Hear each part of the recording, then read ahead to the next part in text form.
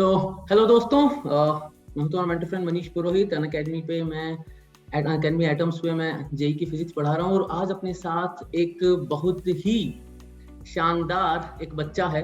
नाम है विश्वास कालानी। पिछले साल 2020 में जेई एडवांस में ऑल इंडिया रैंक 82 एंड अभी आईआईटी दिल्ली से अपनी पढ़ाई कर रहा है। तो सबसे बड़ी बात है दोस्तों कि ये जो बच्चा है ये तुम्हारे लिए कुछ ऐसे सेशंस प्लान कर रहे हैं इसके साथ हम, जहाँ पे जो तुम्हारी बेसिक प्रॉब्लम्स होती है ना कि सर बैकलॉग का क्या करें, पढ़ाई का क्या करें, ये टॉपिक प्रॉब्लम में आ गया, वो टॉपिक प्रॉब्लम में आ गया, इस सब्जेक्ट में हमारे को हालत टाइट लग रही है, कौन सी किताब करें, क्वेश्चंस कैसे करें, किस तरीके से हम मॉक टेस्ट का प्लान करें, वो जो सारी चीजें हैं अगर वो तुम एक तुम्हारे हम उम्र एक उस बच्चे से सुनते हो, एक उस खिलाड़ी से सुनते हो जिसने रिसेंटली इन सब चीजों को एस किया है, तो that will be a really good connect. इसीलिए let's welcome Vishwas Kalani. Hello Vishwas, how are you? So thank you, sir, for welcoming me. I am fine, and I hope you are fine too. Yeah, I am fine dear, I am very very fine। तो पहले तो बताओ भी दिवाली कैसी रही दोस्त? Sir अच्छी रही, मतलब मैं अपने हॉस्टल से रिटर्न करके घर गया था और एंजॉय की दिवाली। Okay, हॉस्टल में हो भी, मतलब right now you are in Delhi, right now you are in Delhi or you are at your home? Right now I am in Delhi.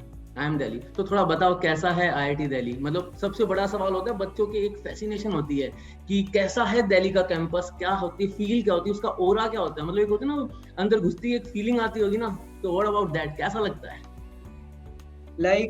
हमारे टाइम तो जेई होने के बाद एकदम से कैंपस खुले नहीं थे कोविड की वजह से, बट प्रोबेबली अब जो भी स्टूडेंट्स जाएंगे उनके लिए डायरेक्ट कैंपस खुलेंगे, तो पहली बार जाने पे तो एक बहुत अच्छी वाइब आती है, बहुत पॉजिटिव वाइब आती है। अपने अराउंड स्टूडेंट साइकिल करके अपने अपने जो भी जगह जा रहे होते हैं, एंड बहुत एक पॉजिटिव एनर्जी वाली फील आती है वहां पे आके, और ऐसा लगता है कि हाँ, मतलब जो ड्रीम किया था वो मिल गया, तो काफी सेटिस्फाइड भी फील होता है। तो अभी तो जैसे क्लासेस चालू हुई होगी ना जेई की, जेई बोल रहा हूँ, आईआईटी में क्लासेस चालू हुई होगी तुम्हारी रेगुलर कोर्सेज की। तो जैसे एक ये भी रहता है ना कि यार प्रोफेसर्स कैसे हैं, कैसा पढ़ाते हैं, क्योंकि एक तो स्कूल में पढ़ता है बच्चा टीचर से, then you go to IIT और एक दिमाग में इमेज होती है ना, एक सुपीरियर इंस्टीट्यूट है, द प्रीमियर इंस्टीट्यूट है इंडिया का, वहाँ पे जब टीचर्स पढ़ाते हैं तो वो कैसा कनेक्ट बैठता है? मतलब प्रोफेसर्स तो काफी मतलब हाईली एजुकेटेड, हाईली क्वालिफाइड है, एंड वो कोई भी टॉपिक को मतलब काफी डेप्थ में और ऐसे पढ़ाते हैं कि मतलब कोई भी बच्चा जो है अपने इंटरेस्ट को फॉलो कर सके, अगर उसको कोई भी पर्टिकुलर टॉपिक में इंटरेस्ट आ रहा है। एंड मतलब यहाँ पे डिपेंड करता है कि आप किसको वैल्यू करोगे, आप ग्रेड्स को वैल्यू करोगे कि अपने इंटरेस्ट को वैल्यू करोगे, तो उस हिसाब से आपको वर्क करना होता है। एंड सारी प्रोफेसर्स, मतलब कुछ प्रोफेसर स्ट्रिक्ट भी होते हैं, कुछ प्रोफेसर्स लीनिएंट भी होते हैं, तो वो भी होता ही है। ओके, तो देखो यार दोस्त, सबसे बड़ी बात ये है, हर बच्चे का सपना होता है ना? तुमने भी एक सपना देखा होगा, तो अपन वहां से शुरुआत करते हैं जहां सबसे पहली बार तुम्हारे मन में ख्याल आया हो कि यार मुझे भी आईआईटी जाना है। कब शुरुआत हुई ये, मतलब ये जर्नी कब चालू हुई? As far as I remember, मैं क्लास 9th में था जब मुझे शायद मे बी आईआईटी के एग्जाम के बारे में पता चला। मतलब उससे पहले तो नॉलेज नहीं थी, और इनफैक्ट क्लास 9 में भी इतनी नॉलेज नहीं थी कि क्या होता है बेसिकली आईआईटी, बस नाम सुना था कि एक इंजीनियरिंग एंट्रेंस एग्जाम होता है। तो फिर जैसे जैसे मतलब टाइम आगे बढ़ा, मे बी 10th में शायद मेरे को अच्छे से पता चला कि आईआईटी मतलब one of the premiere institutes of India है, एंड इनके लिए काफी मतलब एक मुश्किल एग्जाम होता है जेई, और उसको क्रैक करके ही जाया जाता है। तो बेसिकली मैंने 11th क्लास से अपनी मतलब बिल्कुल सॉर्टेड प्रिपरेशन ऑफ आईआईटी शुरू की थी, जब मेरे को अच्छे से क्लियर था कि मुझे क्यों करना है, एंड मेरा इंटरेस्ट इसी डोमेन में, इसलिए मुझे ये करना है। ओके, मतलब तुम्हारा जो फर्स्ट कट एक आईआईटी के बारे में जो पता चला था, एग्जाम के बारे में ये पता चला था कि काफी टफ होता है। तो उस वक्त ऐसे मतलब डर नहीं लगा कि यार टफ होता है, मैं लेट तो नहीं हो गया? क्योंकि मोस्टली ऐसा रहता है ना, बच्चे तो बहुत जल्दी चालू कर देते हैं। तो यू आर टेलिंग कि भाई मैंने 11 से चालू किया, तो ऐसा तो नहीं है तुमको लगा कि यार मैं लेट हो गया? क्योंकि बहुत बार ना मैंने काफी देखा बच्चों को ये डाउट रहता है कि सर हम 11th में चालू कर रहे हैं, लेट तो नहीं हो गए? अब देखो भी बच्चों, ऐसा है तुम्हारे सामने एक एग्जाम्पल है, एक ऐसा बच्चा जिसने 11th में सॉर्टेड आउट तरीके से 11th में पढ़ना चालू किया एंड ऑल इंडिया रैंक 82। तो आई डोंट थिंक कि ऐसी कोई चीज होती है जहाँ पे लेट हो जाए, लेकिन फिर भी एक बार विश्वास से ही पूछ लेते हैं, हाउ डिड यू फील? क्योंकि वहाँ पे बहुत सारे बच्चे ऐसे मिले होंगे ना, when you started your preparation, तो लगा होगा कि यार मैं लेट तो नहीं हो गया, तो ऐसा कुछ फील हुआ था या it was just very smooth flow? मेरे हिसाब से लाइफ में हर स्टेज पे मतलब आपको आपके साथ वाले कई लोग ऐसे दिखेंगे जो आपसे काफी मतलब आगे वो मीन्स जैसे कोई रेस है तो उनको एक काफी आगे का हेड स्टार्ट मिला हुआ है कि वो आगे से स्टार्ट कर रहे हैं। लेकिन आपको हमेशा अपने आप पे बिलीव रखना पड़ेगा कि मतलब आप इतने कैपेबल है कि आप वो कोप अप कर पाएंगे। तो सबसे पहले तो मीन्स वो डर वाली फीलिंग तो हटानी पड़ेगी। अगर वो डर रहेगा तो फिर तो एग्जाम पॉसिबल नहीं है। मतलब आपको वो सब बातें मतलब मेरे हिसाब से 2 साल सोचनी नहीं है कि टफ होता है या फिर ईज़ी होता है।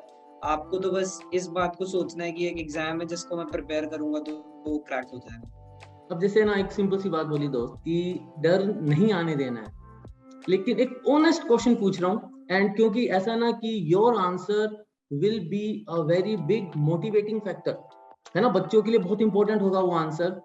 क्या पूरे 2 साल में कभी ऐसा कोई मोमेंट या कोई ऐसा दिन या कोई ऐसा पल नहीं आया जहाँ पे डर न लगा हो? मतलब यू आर सेइंग कि डरना नहीं होता है, लेकिन कभी भी ऐसा नहीं हुआ कि ऐसा लगा हो कि यार फंस गया हूँ क्या यार, एक गलत डिसीजन तो नहीं हो गया मेरा, हो नहीं पा रहा है मेरे से, मतलब स्ट्रेस ज्यादा है, मैं टाइम नहीं दे पा रहा हूँ, कभी ऐसा लगा ही नहीं कभी? या it was a very smooth process, या कभी ऊपर नीचे था थोड़ा सा? मीन्स ये प्रोसेस स्मूथ तो नहीं होता। 2 साल में जैसे आप प्रिपेयर करेंगे तो आप मॉक टेस्ट वगैरह भी देंगे। तो आपका ऐसा तो है नहीं कि सारे मॉक टेस्ट अच्छे से जाएँगे। इनफैक्ट कई मॉक टेस्ट ऐसे भी होंगे जहाँ आप मतलब काफ़ी अपने एक्सपेक्टेशन से कम परफ़ॉर्म करेंगे। तो उस मोमेंट पे मैं ये बिलीव करता था कि मीन्स ये फाइनल एग्ज़ाम नहीं है। ये जो भी है एक लर्निंग अपॉर्च्युनिटी है। मेरे को अपनी मिस्टेक से सीखने का एक ज़्यादा मौका मिला है। मीन्स अगर कोई आपका मॉक टेस्ट या फिर कोई भी एग्ज़ाम आपसे काफ़ी ज़्यादा बिगड़ जाता है या फिर मेबी प्रिपरेशन थोड़ी बैकलॉग हो रही है, तो आपको उसे एज़ अ लर्निंग अपॉर्च्युनिटी लेना है कि आपके इस 2 साल की प्रिपरेशन में ऐसे कई सारे स्टेज आ सकते हैं जहाँ पे आपको ऐसी हाई प्रेशर सिचुएशन झेलनी पड़े।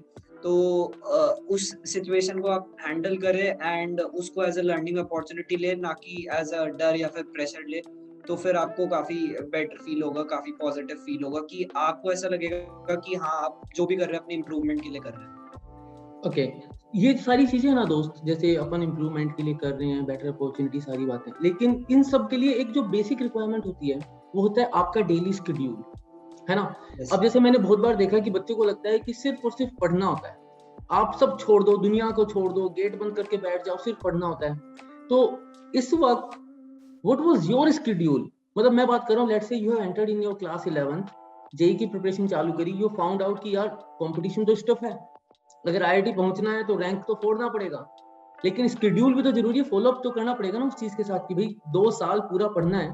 तो क्या था शेड्यूल? मतलब एक रिजिड वन था, या वो चेंज होता रहता था कि कभी ये वाला सेट नहीं हुआ तो मैंने एक दूसरा प्लानर बनाया, वो सेट नहीं हुआ तो तीसरा प्लानर बनाया, या ऐसा था कि एक फिक्स था भाई जो है वो यही है, 2 साल फॉलो करो? मतलब शेड्यूल तो काफ़ी इम्पोर्टेंट होता है वरना आपकी प्रिपरेशन काफ़ी रैंडम हो सकती है। बट जैसे मैं क्लास 11th में था तो मैं स्टार्ट में बेसिकली टाइम का एक शेड्यूल बनाया करता था कि इस टाइम से इस टाइम ये करना है, इस टाइम से इस टाइम ये करना है। बट मुझे at the end of the day क कई बार ये लगता था कि हाँ, बहुत सारी चीज़ें हैं जो पूरी नहीं हुई और मेबी मतलब मैंने उसको टाइम कंस्ट्रेंट में कर दिया, इस चक्कर में अच्छे से नहीं हो पाई। तो फिर मैंने क्लास 12th में अपनी ये जो शेड्यूल बनाने वाली स्ट्रैटेजी है इसको थोड़ा चेंज किया। मैंने मतलब ये सोचा कि instead of time based scheduling मैं अपनी जो शेड्यूलिंग है वो टारगेट बेस्ड करूँ। मतलब जैसे दिन का स्टार्ट हो तो आप मे बी 5 टारगेट सोच लीजिए या फिर कितने भी टारगेट सोच लीजिए कि आपको एंड ऑफ द डे तक ये पूरे करने हैं और आपकी कोशिश ये रहनी चाहिए कि वो टारगेट अच्छे से पूरे हो जाए। फिर आप उनको मैनेज करने के बाद बाकी अपनी रिक्रिएशनल एक्टिविटीज़ वगैरह भी थोड़ा कर सकते हैं माइंड फ्रेश वगैरह करने के लिए, क्योंकि वो भी बहुत ज़रूरी है। And at the end of the day जैसे आपने कुछ 5-6 टारगेट सोचे होंगे उसमें से 4-5 भी पूरे हो जाते हैं, तो आपको काफ़ी सैटिस्फैक्शन वाली फील आएगी कि हाँ, जो मैंने सोचा है वो हो रहा है एंड इससे आपका कॉन्फिडेंस ग्रो करेगा। यहाँ पे यार दोस्त एक बात बोली ना तूने, एक बात बोली कि पहले टाइम बेस्ड था फिर टारगेट बेस्ड था, थोड़ा यस। सा इस पे इलेबोरेट करना दोस्त, क्यों? क्योंकि ये हर बच्चे की प्रॉब्लम है। जिसमें बताता हूँ ना, बच्चे मेरे को अपना एक शेड्यूल भेजते हैं कि सर ये शेड्यूल देखो, उसमें वो क्या करता है ना बच्चा, 6 बजे उठूंगा, 6:15 से 8:15, 8:30 से 10:30, 11:45 से 12:30, फिर लंच करूंगा, फिर 1 घंटा सोऊंगा, मतलब एक मशीन के जैसा बनाता है। तो वो एक है जिसको मैं कह सकता हूँ वो था टाइम बेस्ड, है ना। टारगेट बेस्ड में थोड़ा सा we need a bit of input from your side कि एक्चुअली होता क्या है, कैसे होता है, बच्चों के लिए वो काफी हेल्पफुल रहेगा।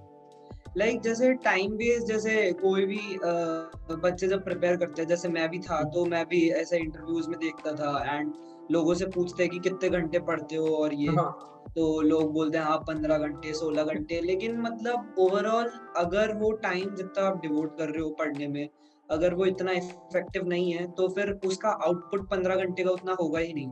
तो इससे बेटर ये है कि अगर आप ये सोचो कि हाँ मेरे को 3 या 4 टारगेट करने हैं अपने दिन के पूरे, एंड उस पे अच्छे से डिवोट करके टाइम आप उनको पूरा करो, तो मे बी जो क्वालिटी आपको काम की मिलेगी उस तरीके से करने से वो काफ़ी बेटर मिलेगी। टारगेट इन द सेंस मैं ये बोलना चाह रहा हूँ, जैसे मान लीजिए आपका स्टार्ट ऑफ द डे, आपने सोचा कि मेरे को फिज़िक्स के इस चैप्टर की ये एक्सरसाइज़ेज़ प्रैक्टिस करनी है, मैथ्स के इस चैप्टर की ये एक्सरसाइज़ेज़ प्रैक्टिस करनी है, केमिस्ट्री का ये चैप्टर याद करना है, एंड आपने ऐसा कुछ टाइम डिवोट करके नहीं रखा कि मेरे को ये 2 घंटे में करना है या 3 घंटे में करना है।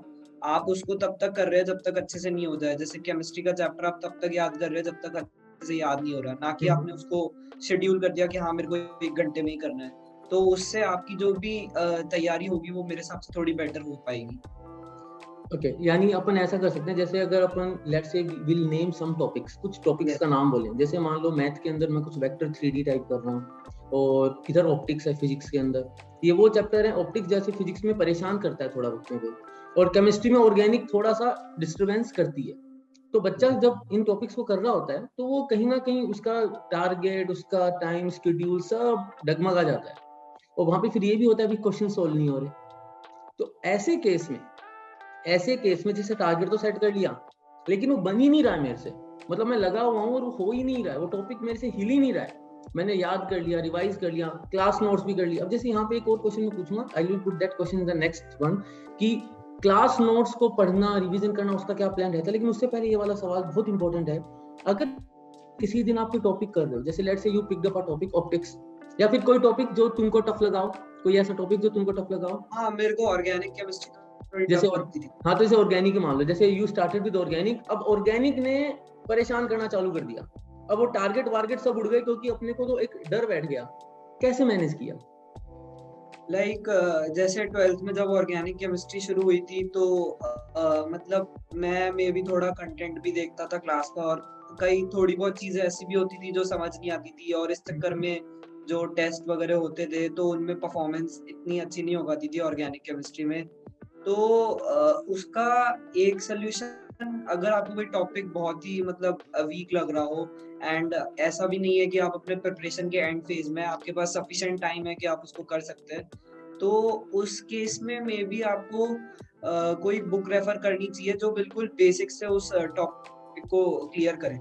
मतलब कई बार ये होता है कि टीचर्स जो है कई बार उस टॉपिक को कैरी ओवर करते रहते हैं आगे के आगे, मतलब जिस स्टेज पे वो छोड़ा है, तो कई बार बुक भी हेल्पफुल होती है। और दूसरी बात ये कि कोई भी टॉपिक आपको वीक लग रहा हो, तो आप एक बार उसके जो भी फाउंडेशन थी, जैसे ऑर्गेनिक केमिस्ट्री में क्लास 11th में कुछ चैप्टर होते हैं जो बेसिक्स के लिए पढ़ाए जाते हैं, आइसोमेरिज्म और जनरल ऑर्गेनिक केमिस्ट्री, ये फाउंडेशन होते हैं ऑर्गेनिक केमिस्ट्री के। तो अगर आपको ऐसा लग रहा है कि आपकी ऑर्गेनिक केमिस्ट्री वीक है, तो आपको जाना पड़ेगा उन फाउंडेशंस पे, और उन फाउंडेशंस को एक बार अच्छे से रिवाइज करना पड़ेगा कि आपको क्या उनमें वीकनेस लग रही है। ऐसे ही हर टॉपिक में कुछ ना कुछ एक फाउंडेशन फैक्टर होता है। जैसे आप अगर दूसरा कोई जैसे वेक्टर 3D हो गया या फिर कोई भी हो गया, तो वेक्टर 3D में थोड़ी सी फाउंडेशन में भी कोऑर्डिनेट ज्योमेट्री से आती है, तो आप उसकी फाउंडेशन में जाए, उसको थोड़ा रिवाइज करें, एंड उसके बाद अगर जरूरत है तो थोड़ा बुक से देखें कि क्या बेसिक कॉन्सेप्ट है, और फिर आप इजी क्वेश्चन से स्टार्ट करें, इजी प्रॉब्लम से स्टार्ट करें, एंड फिर आपको बेटर लगेगा। मतलब थोड़ा सा कॉन्फिडेंस गेन हो जाता है अगर इजी क्वेश्चन से, तो फिर धीरे धीरे चल के आगे हार्ड क्वेश्चंस भी होने लग जाएंगे। ओके, यहाँ पे ना एक और चीज जो है, जैसे बहुत बार बच्चों को क्या लगता है ना, यार मैंने एक बार पढ़ लिया, मैंने 2 बार पढ़ लिया, मैंने 3 बार पढ़ लिया, तो मेरे को समझ में नहीं आ रहा, मेरे को याद नहीं हो रहा, शायद मैं नहीं कर पाता। एक अपने आप को ना बच्चा लो फील करने लग जाता है और अपने आप को लिमिट करने लग जाता है। यस। तो इस केस में जैसे ऐसा सिचुएशन है, तो एक बेसिक सा मतलब the question that will be in front of you, कितनी बार अपना एक प्रॉपर रिवीजन हो जाता है, मतलब एक एज एन एस्पायरेंट जिसने ऑल इंडिया रैंक 82 फोड़ा है, तो अगर मैं बात करूं कि रिवीजन की बात करूं, रिवीजन स्ट्रेटेजी की बात करूं, जैसे होता है ना शॉर्ट नोट्स बनाने, क्लास नोट्स को फिर एक और अपने तरीके से पर्सनलाइज्ड वे में उनको लिखना, कुछ इंपॉर्टेंट टॉपिक्स को, इंपॉर्टेंट क्वेश्चंस को लिखना, पीवाईक्यूज को देखना, तो वो जो एक स्ट्रेटेजी होती है ना, जहां पे ऐसा होता है कि कहीं लग रहा होता है यार मैंने तो 4 बार पढ़ लिया फिर भी नहीं हो रहा, तो is there any upper limit? या फिर जैसे एक सिंपल सा सवाल पूछूं तो what was your situation revision की, मतलब कितनी बार रिवीजन हो चुका था, how prepared you were when you went for the exam? एक होता है ना खुद का इवैल्यूएशन होता है ना कॉन्फिडेंस लेवल पे, वैसे पूछ रहा हूँ। यस सर, लाइक मतलब रिवीजन जो होता है वो काफी हेल्पफुल रहता है, एंड अगर आप मतलब जितनी मैक्सिमम टाइम्स रिवीजन हो पा रहा है उतना अच्छा रहता है। तो मैं तो यही कहना चाहूंगा कि जैसे कोई भी आपका एग्जाम हो रहा है, कोई भी रैंडम मॉक टेस्ट हो रहा है, या फिर को मतलब कोई दूसरा एग्जाम है, जैसे जो भी मतलब कुछ एग्जाम्स होते हैं जेई से पहले भी, वो भी अटेम्प्ट करने चाहिए, फिजिक्स ओलंपियाड, केमिस्ट्री ओलंपियाड, ये सब। तो इनसे पहले भी आप रिवाइज करें, तो मतलब जितनी आपको अपॉर्चुनिटीज मिल रही है रिवाइज करने की टॉपिक को, उतना बेटर है। आप उन अपॉर्चुनिटीज को लीजिए कि हाँ मेरा एग्जाम है तो मैं उसके लिए रिवाइज कर रहा हूँ। तो जितना आप रिवाइज करेंगे उतना बेनिफिशियल रहेगा। और कुछ सब्जेक्ट्स में तो रिवीजन मतलब बहुत कंपलसरी होता है, जैसे इनऑर्गेनिक केमिस्ट्री है, अगर आप उसको रिवाइज नहीं करेंगे बहुत बार तो आप काफी भूलते जाएंगे, एंड इन द एंड आपको फिर पूरी वापस याद करनी पड़ेगी। तो कुछ सब्जेक्ट्स में रिवीजन बहुत जरूरी है। हालांकि कुछ सब्जेक्ट्स में अगर आपको बेसिक्स क्लियर हो, जैसे मैथमेटिक्स हो गई, फिजिक्स के कुछ टॉपिक्स हो गए, तो उनमें अगर आपको काफी कॉन्फिडेंस आ गया तो आप रिवीजन में भी अवॉइड कर सकते हैं। लेकिन अगर आपको इतना कॉन्फिडेंस नहीं आया तो बेस्ट यही रहेगा कि आप रिवीजन करते रहें। ओके, जैसे ना यहाँ पे अपन ने बात करा था कि ना मॉक टेस्ट दें अपन, वो सारी बातें करें, तो व्हाट वाज योर प्लान?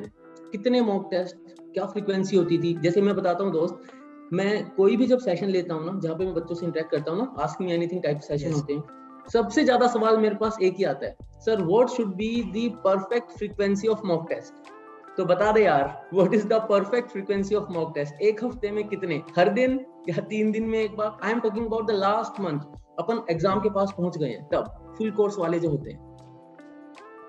जब आप अपनी प्रिपरेशन के एंड फेज में हैं तो हर दिन मॉक टेस्ट देना इतना यूजफुल नहीं होगा, क्योंकि अगर आप हर दिन मॉक टेस्ट देंगे तो आप जो गलती करेंगे वही तो रियलाइज नहीं कर सुधारोगे पाएंगे, कब? और फिर उसका कोई बेनिफिट ही नहीं होगा। आप अपने आप को बस मेंटली टायर कर रहे होंगे। तो मेरे हिसाब से मे बी 3 दिन या फिर 4 दिन में एक मॉक टेस्ट देना चाहिए। और अगर आप जेईई एडवांस की प्रिपरेशन कर रहे हैं तो पूरा उसको उन्हीं टाइम स्लॉट्स में दे। अगर जेईई मेंस की कर रहे हैं तो उसको अप्रोप्रिएटली उन्हीं टाइम स्लॉट्स में दे जिनमें एग्जाम होता है, ताकि आपकी जो बॉडी की बायोलॉजिकल क्लॉक है वो अप्रोप्रिएट तरीके से सिंक्रोनाइज्ड रहे। और मतलब आपको बेसिकली मॉक टेस्ट देने का सोल पर्पस ये नहीं है कि अपनी प्रिपरेशन को जज करना है।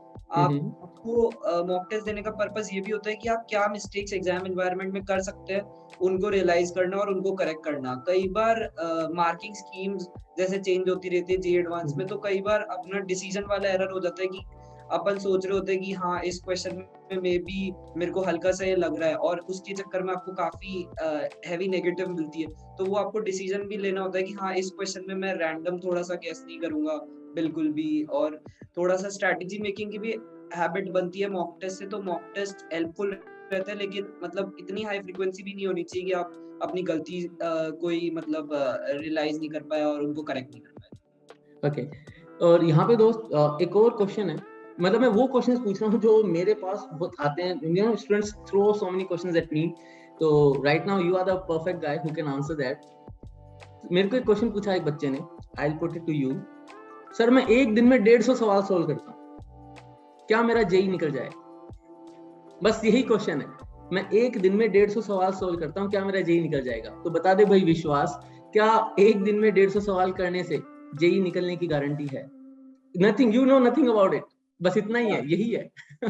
लाइक वही बात हो गई कि अगर कोई बच्चा बोले कि हाँ मैं दिन में 16 घंटे पढ़ता हूँ या फिर 150 सवाल करता हूँ, तो क्या जेई निकल सकता है या फिर नहीं? तो मतलब जेई निकालने के लिए आपको थोड़ा सा प्लान करना पड़ेगा कि आप कौन से क्वेश्चंस कर रहे हैं एंड क्या आप अप्रोप्रिएटली डिस्ट्रीब्यूट करके कर रहे हैं। अगर आप 150 क्वेश्चंस खाली एक सब्जेक्ट के कर रहे हैं, जैसे केमिस्ट्री के कर रहे हैं या फिर फिजिक्स के कर रहे हैं, तो फिर इतना बेनिफिट नहीं है। आपको सबसे पहली बात तो ये समझनी होगी कि आपको तीनों सब्जेक्ट को इक्वली टाइम देना पड़ेगा, और फिजिक्स, केमिस्ट्री, मैथ्स तीनों के क्वेश्चंस अगर आप प्रैक्टिस डेली करते हैं तो अच्छा रहता है, ताकि आप तीनों सब्जेक्ट के टच में रहे और आपको कोई लॉस्ट वाली फील नहीं आए किसी में भी। और 150 क्वेश्चन अगर आपने अप्रोप्रिएटली पिक करके कर रखे हैं, मे बी जेईई में जैसे आते हैं थोड़े बहुत, तो उससे आपको काफ़ी बेनिफिट होगा। अगर आप इतने अमाउंट ऑफ क्वेश्चंस अच्छे तरीके से डिस्ट्रीब्यूट करके और अप्रोप्रिएट जेईई पैटर्न जैसे कर रहे हैं तो होगा। लेकिन अगर आप 150 क्वेश्चंस रैंडमली कर रहे हैं और किसी पर्टिकुलर सब्जेक्ट के ही कर रहे हैं खाली, या फिर अच्छे से पिक नहीं किए हुए क्वेश्चंस, जेईई में ऐसे क्वेश्चंस आते ही नहीं है, तो उन क्वेश्चंस का इतना बेनिफिट नहीं होगा। आपको जेईई में मे बी क्वेश्चंस जो है वो कॉन्सेप्ट पे ज़्यादा बेस्ड होंगे। प्रैक्टिस बेसिकली कॉन्सेप्ट्स को लगाने के तरीके होते हैं, तो प्रैक्टिस से काफ़ी बेनिफिट होता है, लेकिन आपको कॉन्सेप्ट भी सारे क्लियर होने चाहिए। ओके, यहाँ पे जैसे कॉन्सेप्ट क्लियर होने चाहिए, प्रैक्टिस की बात हुई। एक जो बहुत बड़ा नोशन है ना जेईई के लिए, एक्चुअली इंडिया के हर एग्जाम के लिए है कि ये जो एग्जाम है ये रटने के हैं। Now you have asked it, how you categorise, क्या सही में प्योरली रटने के एग्जाम है या रटने वाले नहीं है, अप्लाइड भी हैं? मतलब कैसे कैटेगराइज करोगे? जैसे बहुत बार ऐसा होता है ना कि नहीं बस जो सबसे ज्यादा रटेगा वो नंबर लाएगा, तो क्या ये प्योर, इसको मतलब क्या इतनी इस तरीके से अपन डिग्रेड कर सकते हैं कह के कि नहीं सिर्फ रटो और नंबर ले आओ? क्या लगता है? मेरे हिसाब से जेईई एडवांस तो बिल्कुल एग्जाम नहीं है कि आप अगर आप रट के जाएंगे या फिर मे बी कुछ स्पेसिफिक चीजें याद करके जाएंगे तो आपसे हो जाएगा। अनटिल अनलेस आपके कॉन्सेप्ट क्लियर है फिजिक्स, केमिस्ट्री, मैथ्स के कुछ स्पेसिफिक टॉपिक्स वगैरह के, तो उसके मतलब उस सिचुएशन के अलावा आप इस एग्जाम को क्रैक नहीं कर पाएंगे, क्योंकि जेईई एडवांस जैसे सब भी जानते हैं कि वो एक मतलब बिल्कुल सिंगल करेक्ट नहीं आता, उसमें काफी वैरायटी ऑफ क्वेश्चंस आती है, मल्टीपल करेक्ट आते हैं, तो वहां पे आपकी एक्चुअल थिंकिंग एबिलिटी को चेक किया जाता है कि आपको काफी कंफ्यूज करने की कोशिश की जाती है कि ये ऑप्शन आपको फोर्स करेंगे वो क्लिक करने के लिए या फिर चूज करने के लिए। तो वहां पे आपके जितने कॉन्सेप्ट अच्छे होंगे उतना आपको हेल्प मिलेगी। एंड जी एडवांस में भी जैसे काफी सारी चीजें होती है जो याद भी करनी पड़ती है, लेकिन उनके पीछे थ्योरी भी होती है काफी। जैसे इनऑर्गेनिक केमिस्ट्री है, जैसे मैं एग्जांपल बताऊं, तो उसमें काफी सारी चीजें याद करनी पड़ती है, रटनी भी पड़ती है, लेकिन अगर आप उसको थोड़ा सा मे बी ट्रिक से याद करें या फिर मे बी कुछ और तरीकों से याद करें, तो वो आपको उनके पीछे की अगर थोड़ी सी एक्सप्रेशन लॉजिक भी पता हो तो इजीली याद भी हो जाएगी एंड मतलब एग्जाम में भी बेनिफिट होगा। ओके, दोस्त एक और चीज जो मतलब बेसिक रहती है, मतलब ये मैं directly I am asking a very personal question to you, what was your routine, a normal day in your life as a JEE aspirant? Vishwas का जेईई एस्पायरेंट जब वो था तो उसका नॉर्मल एक डेली रूटीन क्या रहता था? मेरी एक आदत थी जेईई टाइम में कि मैं थोड़ा सुबह जल्दी उठता था, मे बी 5 बजे उठ जाता था मैं। एंड मैं सुबह 5 बजे उठ के अगर मतलब 5 सुबह जल्दी उठ के मैं केमिस्ट्री पढ़ा करता था, क्योंकि केमिस्ट्री सुबह फ्रेश माइंड से पढ़ते तो याद हो जाती है। तो मे बी सुबह 5 से 7-8 बजे तक थोड़ा केमिस्ट्री में ही टाइम डिवोट होता था। उसके बाद मे बी स्कूल का थोड़ा वर्क होता था तो वो हो जाता था। उसके बाद शाम को मैं अपनी क्लासेस वगैरह कर लेता था। एंड उसके बाद ये एक बहुत इम्पोर्टेंट पॉइंट है कि आप क्लासेस से आने के बाद जो भी आपने पढ़ा है उसी दिन रिवाइज कर ले, ताकि आपको मतलब बार-बार मतलब बैकलॉग नहीं बने कि आपको याद नहीं है अच्छे से जो क्लासेस में हुआ, तो जो भी क्लासेस में हुआ उसको रिवाइज कर ले। एंड जो भी आपको होमवर्क वगैरह मिला है वगैरह मिला है वो भी अगर उसी दिन कंप्लीट कर ले, फिजिक्स, मैथ्स और केमिस्ट्री के, तो अच्छा रहेगा। और अगर आपकी किसी दिन क्लास नहीं है, ये नॉन क्लास डे है, तो आप मेरा रूटीन ऐसा रहता था कि सुबह तो मेरी केमिस्ट्री रहती थी पढ़ने की, क्योंकि मेरा केमिस्ट्री वीक सब्जेक्ट था तो मेरा थोड़ा टाइम उस पे ज़्यादा जाता था। एंड उसके बाद लाइक मैं जो भी मेरे जैसे मैंने बताया कि मेरे टारगेट सेट किए हुए होते थे, तो मे बी जैसे कोई भी चैप्टर या फिर कोई भी एक्सरसाइज अगर मैंने सेट किया एज अ टारगेट तो उसको मैं करने की कोशिश करता था। एंड जो भी डाउट्स होते थे वो मार्क करता था। एंड यही मैं सारे सब्जेक्ट पे करता था। अप्रोप्रिएट टाइम वो आपको अपना पता लग जाता है कि इस टाइम पे आपको मैथ्स करना सूटेबल फील होता है, इस टाइम पे फिजिक्स करना सूटेबल फील होता है, वो सबका अलग अलग होता है। एंड उसके बाद मैं कई बार एक चीज बहुत इंपॉर्टेंट करता था, लाइक मे बी हर वीक में एक बार वो चीज करनी चाहिए। जैसे जो भी आपने कोई भी अगर एग्जाम या फिर मॉक टेस्ट वगैरह दे रखे हो तो उनकी जो भी मिस्टेक्स है उनको एक डायरी में लिख के रखो एंड उनको वीकली अगर रिवाइज कर लो तो आपको ये इंश्योरिटी मिल जाएगी कि आप वो मिस्टेक्स रिपीट नहीं कर रहे होंगे। जो भी फ्यूचर आप एग्जाम्स दे रहे होंगे, मे बी फाइनल जेईई में भी आप उनको रिपीट नहीं करेंगे जो भी आपने मिस्टेक्स किए। तो वो मिस्टेक्स में भी आप जब कोई एक्सरसाइज भी कर रहे हो तो भी आप उसको लिख सकते हैं कि क्या आपने मिस्टेक की एंड उसमें क्या रेक्टिफिकेशन करना था। मतलब कुल मिला के अपनी गलतियों को ध्यान रखना पड़ेगा, नहीं तो यस। सुधारेंगे कैसे, है ना? हाँ, और you were early morning guy, not a late night one, या है ना? ओके, एक क्वेश्चन है, ये भी वही है, your experience you have to share. Exam वाले दिन होता है क्या ना, एग्जाम वाले दिन अपन तो बहुत एकदम फुल जोश में जाते हैं भाई। हो सकता है ना पहला क्वेश्चन देखा और नहीं बना, या पहला क्वेश्चन देखा और बहुत आसान पड़ गया। तो can you walk us through the day of JEE advance? उस दिन जब अंदर घुस के पेपर देखा, सामने स्क्रीन पे पहला सवाल आया, वहां से quickly can we go through that? कैसा रहा, तो जर्नी कैसी थी? क्योंकि अप डाउन तो हुआ होगा, है ना, नर्वसनेस, हेजिटेशन, वो सारी चीज रही होगी, लेकिन फिर कहीं ना कहीं एक फीलिंग आई होगी, ट्रायम्फ की फीलिंग भी तो आई होगी, पता तो चला होगा यार मैंने फोड़ दिया, ऐसा लग रहा है मेरे को, आई एम फीलिंग इट। तो एक can you just no walk us through that particular, that वो तीन घंटा तो 6 घंटे को स्क्वीज करके 5 मिनट में, can you do that? Yes sir, like मैं जब जेईई एडवांस देने गया था तो सबसे पहली बात तो आपको उस दिन काफी सुबह सुबह काम रहना पड़ता है एंड आपको ना ओवर एक्साइटेड होना होता है ना फिर अंडर कॉन्फिडेंट होना होता है। बिल्कुल जो एकदम ऑप्टिमम लेवल है ऑफ कॉन्फिडेंस वो होना चाहिए। एंड मैं हमेशा माइंड में एग्जाम देने से पहले, मतलब जेईई स्पेसिफिकली, उससे पहले ये सोचता था कि मतलब लाइक कभी ना कभी मेरे मॉक टेस्ट या फिर कोई भी जो भी एग्जाम मैंने दिया उसमें फिजिक्स में भी अच्छे आए होंगे, कभी किसी दिन केमिस्ट्री में अच्छे आए होंगे, किसी दिन मैथ्स में अच्छे आए होंगे। तो आज वो दिन होने वाला है जिस दिन वो तीनों जो मेरे स्ट्रॉन्ग पॉइंट्स है, स्ट्रॉन्ग पेपर्स कभी गए वो वैसा ही पेपर आने वाला है जिससे मेरे को कॉन्फिडेंस मिलता था कि हाँ मैं कर पाऊंगा। और फिर अब जैसे जेईई एग्जाम आता है तो सबसे पहले तो एक्साइटमेंट रहती है कि मार्किंग स्कीम क्या होगी, क्योंकि हर साल ऑलमोस्ट चेंज होती है। चेंज होता है। तो मतलब स्क्रीन पे सबसे पहले मार्किंग स्कीम देखी तो मैंने उस वक्त ये सोचा कि मतलब क्या मेरे को पहले करना है, क्या क्या करने से मेरे को बेनिफिट होगा। आफ्टर ऑल ये एक एग्जाम है तो मेरे को अपना स्कोर मैक्सिमाइज करना है, तो मेरे को सोचना पड़ेगा कि जैसे इंटीजर टाइप है या फिर न्यूमेरिकल है, इनमें नेगेटिव नहीं है एंड +4 0 है, +3 0 है। तो मैंने अपने माइंड में एक ऑर्डर बनाया कि हाँ मतलब मे बी मैं इन क्वेश्चंस को पहले ट्राई कर सकता हूँ। और मेरे माइंड में हमेशा से ये था कि कोई भी पेपर हो, किसी भी, मतलब आपका कोई भी फेवरेट सब्जेक्ट हो, कोई भी स्ट्रॉन्ग सब्जेक्ट हो, कुछ भी हो, आपको सबसे पहले पूरे पेपर के स्कैन करके इजी क्वेश्चंस करने हैं ताकि आपका स्कोर मैक्सिमाइज हो। अगर आपका फेवरेट सब्जेक्ट फिजिक्स भी है लेकिन आपका कुछ आपका एक बहुत ही स्ट्रॉन्ग टॉपिक है उसका भी क्वेश्चन अटक रहा है, तो आपको सैक्रिफाइस करना पड़ेगा कि हाँ मेरे को सबसे पहले इजी क्वेश्चन करने हैं। तो आप पूरा पेपर स्कैन करके एक बार इजी क्वेश्चन करें, फिर जो आपको लग रहा है कि इसके बाद जो क्वेश्चंस हो सकते हैं वो करें। ऐसे बार-बार अगर आप पेपर को करेंगे तो आप इजी से लेकर धीरे-धीरे करके जो भी थोड़े बहुत आपके स्ट्रॉन्ग पॉइंट है वो वाले हार्ड क्वेश्चंस भी कर पाएँगे।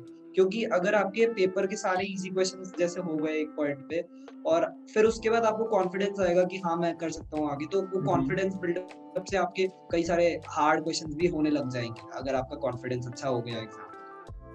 तो how was that in your case? सबसे पहले हार्ड क्वेश्चन मिला था कि इजी मिला था? जहाँ तक मुझे याद है मेरी हमेशा से आदत थी कि मैं मैथ से स्टार्ट करता था। अच्छा, यू क्योंकि स्टार्टेड विद मैथ्स। या तो ओके। बिकॉज़ मतलब मैथ्स में ये होता था कि अगर आप उसको थोड़ा एंड में करते हैं तो काफ़ी लेंथी फ़ील होता है और मतलब वो सबका अलग हो सकता है, उसमें कुछ इश्यू नहीं है। किसी को अगर ऐसा लगता है कि वो केमिस्ट्री 10 मिनट में ही कर सकता है तो वो केमिस्ट्री स्टार्ट कर सकता है। या फिर जिसको मतलब जिसने अपने 2 साल की प्रिपरेशन में देख लिया हो कि मुझे इस ऑर्डर में करने से बेनिफिट मिलता है, तो वो अपने हिसाब से सेट कर सकता है। तो मैं हमेशा मैथ से स्टार्ट किया करता था। तो लाइक मैंने सोच रहा था कि सिंगल करेक्ट से स्टार्ट करूँगा, तो वो मैथ्स पे जहाँ तक मुझे याद है पेपर 1 में इतने टफ नहीं थे। लेकिन मैंने पेपर 2 में थोड़ी-सी एक मिस्टेक की थी, मुझे यहाँ तक याद है कि मैंने सोचा था कि इस बार मैं फिज़िक्स से स्टार्ट करूँगा इंटीजर टाइप से, जो मैं नहीं करा करता था जनरली अपने पेपर्स में। तो उससे मेरे को जहाँ तक याद है फिज़िक्स के इंटीजर टाइप पेपर 2 में काफ़ी हार्ड आए थे 2020 में, तो वो कई शायद मेरा थोड़ा टाइम वेस्ट हो गया था उनमें काफ़ी सोचने में। तो ऐसी मिस्टेक्स नहीं होनी चाहिए, आपको एक्सपेरिमेंट नहीं करना चाहिए थे फाइनल एग्ज़ाम में।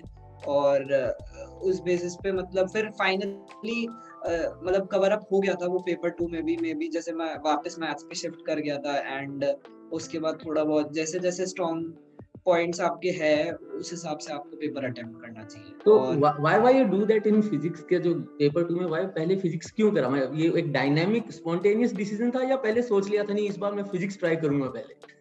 वो मतलब कई बार पेपर के वक़्त फ़ील आ जाती है, जैसे शायद पेपर 1 की हो सकता है फिज़िक्स थोड़ी-सी कंपैरेटिवली ईज़ी हो मे बी मैथ से, तो मैंने सोचा हो कि इसमें भी ऐसा ही होगा, लेकिन ऐसा कुछ होता नहीं है। हम्म, सारे पेपर्स ऑलमोस्ट सारे सब्जेक्ट मतलब ऑलमोस्ट सेम लेवल के ही होते हैं और सारे पेपर भी सेम लेवल के होते हैं, बस वो ऑन स्पॉट थिंकिंग आपकी कितनी है, वो उस पे डिपेंड करता है। तो हाँ, मतलब कई बार लगता है कि ऐसा कर लो, लेकिन फिर भी आपको माइंड में ये तो रहना चाहिए कि सारे ईज़ी क्वेश्चन पहले करने हैं।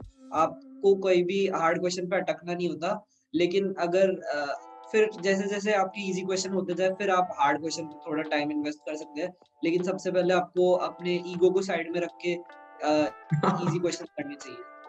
तो मतलब मेन क्रक्स पॉइंट यही है कि you have to search for the easy one, go through the yes, paper, easy one questions जो है उनको पहले करो, चाहे वो आपके स्ट्रॉन्ग टॉपिक के हो या वीक टॉपिक के हो, अगर आसान है तो बनेगा, यस। है ना? ओके, ओके, अब एक लास्ट क्वेश्चन है दोस्त, है ना? Is there any secret ingredient, and है तो वो क्या चीज है? Is there any secret ingredient to crack JEE, and if it is there then what is it? सबसे बड़ा secret ingredient to crack JEE is like consistency and थोड़ा sacrifice and optimum level of confidence. मतलब आपको okay, एक consistently minute work यहाँ पे करना। मैं थोड़ा इंटरप्ट करूंगा, सेक्रीफाइस पहले बता दे यार, कि सेक्रीफाइस क्या है? सैक्रिफाइस भी आपको काफ़ी करने पड़ते हैं इन 2 साल की प्रिपरेशन में। मे बी आपके फैमिली, फ्रेंड्स वगैरह काफ़ी घूमने जा रहे हो और उसमें आपको लग रहा है कि आपका काफ़ी टाइम जा सकता है, तो आपको वो अवॉइड करना पड़ेगा। हम्म, मैंने जैसे सोशल मीडिया भी ज़्यादा यूज़ नहीं किया इन 2 साल में हम्म, एंड व्हाट्सएप खाली अपने फ्रेंड्स से डाउट्स पूछने के लिए यूज़ करता था। तो अगर आपका सोशल मीडिया में काफ़ी टाइम जा रहा है, तो आपको वो भी अवॉइड ही करना चाहिए। तो हम्म, ये सब सैक्रिफाइस आपको करने पड़ते हैं इन 2 साल की प्रिपरेशन में और आपको मतलब अपॉर्च्युनिटी मिलेगी इस 2 साल के बाद आपको काफ़ी एन्जॉय करने की। तो ये सोच के आपको थोड़ा बहुत सैक्रिफाइस करना चाहिए इन 2 साल में। एंड जैसे मैंने बोला था कंसिस्टेंसी, तो हम्म, आपको ऐसा नहीं होना चाहिए कि आप मतलब छोटे-छोटे ड्यूरेशंस के लिए हार्ड वर्क कर रहे हो। आपको पूरे 2 साल हार्ड वर्क करना पड़ेगा।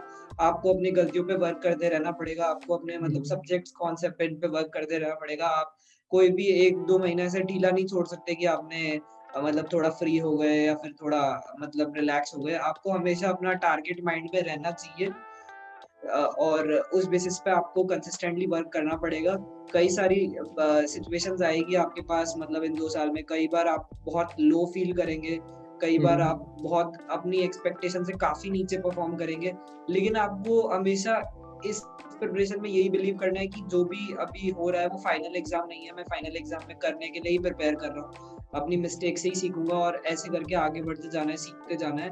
एंड जैसे मैंने बताया ऑप्टिमम लेवल ऑफ कॉन्फिडेंस आपको कोई एग्ज़ाम में आपने अपनी एक्सपेक्टेशन से ऊपर परफ़ॉर्म हो गया या फिर काफ़ी अच्छा रिज़ल्ट आ गया, तो आपको ओवर कॉन्फिडेंट भी नहीं होना क्योंकि फाइनल एग्ज़ाम में सभी अच्छे से प्रिपेयर करके आएँगे और वो एक हम्म, फाइनल फाइट होती है। इस एग्ज़ाम से कुछ डिसाइड नहीं होने वाला और ना ही आपको कभी अंडर कॉन्फिडेंट होना है कि आपका कॉन्फिडेंस इतना गिर गया एक कोई भी मतलब आप काफ़ी प्रेशर में आ गए, मे बी बैकलॉग इतना हो गया, तो वो अंडर कॉन्फिडेंस वाली सिचुएशन भी नहीं आनी चाहिए। एक नॉर्मल लेवल ऑफ कॉन्फिडेंस होना चाहिए जिससे आप एग्ज़ाम देने जाएँ। तो इन 3 चीज़ों से मेरे हिसाब से काफ़ी अच्छा रिज़ल्ट आ सकता है। ओके, सो एक लास्ट सवाल, है ना? वो ये है कि अनअकैडमी प्लेटफॉर्म, तो एक तो उसके बारे में how you feel about it, है ना? दूसरा, यहाँ जो बच्चे देख रहे हैं इस प्लेटफॉर्म पे, तो उनको क्या मैसेज होगा? ये platform how did it help you, सारी बातें जो तुम्हारे मन में बात है ना रिगार्डिंग दिस प्लेटफॉर्म, कैसा है, how did you feel about it, वो जो बच्चे इससे जुड़ रहे हैं या जुड़ना चाहते हैं उनके लिए क्या मैसेज होगा? लाइक अनअकैडमी पे काफ़ी सारे टॉप एजुकेटर्स पढ़ाते हैं and there is means very quality education going on here. So hmm, means कई सारे डाउट्स मैंने अपने अनअकैडमी की वीडियोज़ भी देख के क्लियर किए हम्म, एंड ये सारी मतलब आपको कोई भी टॉपिक अगर डाउटफुल फ़ील हो रहा है तो अकेडमी पे काफ़ी सारी वीडियोस मिल जाएगी, काफ़ी सारे डिफरेंट एजुकेटर्स की वीडियोस मिल जाएगी, तो आप अपने डाउट्स वगैरह क्लियर कर सकते हैं। एंड रेगुलरली अनअकैडमी के टेस्ट देने से काफ़ी बेनिफिट होगा आपको फाइनल एग्जाम में। जैसे मैंने बताया कि जितने आप टेस्ट देंगे, उतना आपको फाइनल एग्जाम का एक्सपीरियंस होगा, तो अनअकैडमी वो सारा एक्सपीरियंस देता है अपने स्टूडेंट्स को। ओके, सो गाइस, ये था विश्वास। ये जो बच्चा है, ये 2020 का ऑल इंडिया रैंक 82 है, आईआईटी दिल्ली में भी अपनी पढ़ाई कर रहा है, and he is very soon going to come to take all your doubts. तुम्हारे सारे जो भी डाउट्स होते हैं ना, जितने भी आज इसने जो सारी बातें करी, इस हर एक सवाल पे ये पूरा एक सेशन लेगा, ऐसा मुझे लग रहा है कहीं ना कहीं, क्योंकि तुम बच्चे इसको छोड़ोगे नहीं। And it's really good, first cut experience है, he has asked the exam, and I think तुम बच्चों को मैक्सिमम जो एक्सपोजर मिल सकता है, जो एक हेल्प मिल सकती है, वो इसके एक्सपीरियंस से मिल सकती है। So we are looking forward, आगे सेशंस प्लान होंगे, सारी जो इटनेरी है, जो स्केड्यूल है, तुम बच्चों के साथ शेयर कर दिया जाएगा, जहां पे विश्वास will be taking sessions and he will be interacting with you guys live on this platform. So thank you विश्वास, बहुत अच्छा लगा दोस्त बात करके, and all the best for your future endeavours. Thank you. Okay.